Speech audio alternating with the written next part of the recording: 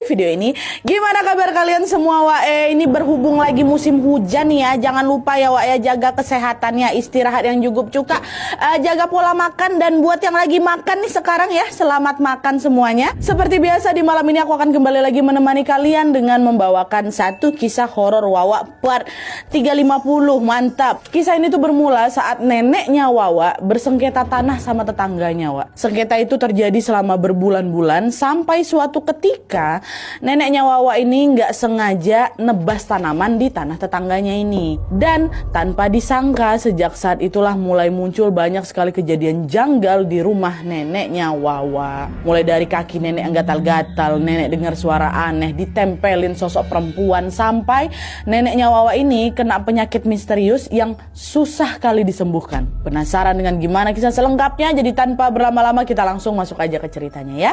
Check it out.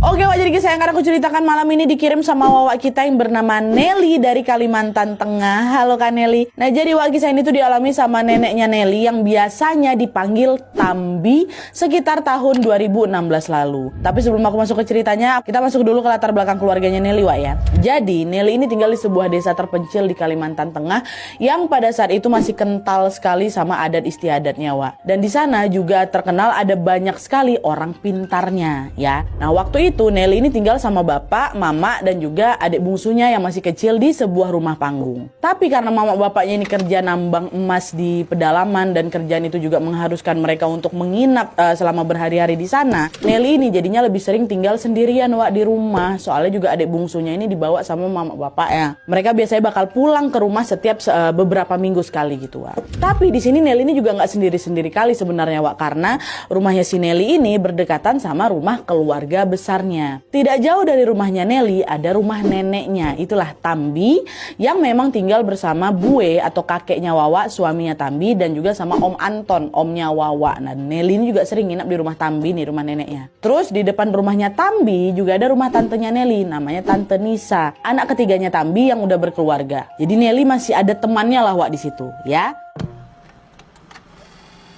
Nah, masuk. Pada suatu pagi, Wak, Nelly ini lihat Tambi lagi bersih-bersih halaman depan rumahnya sampai ke pekarangan samping rumahnya.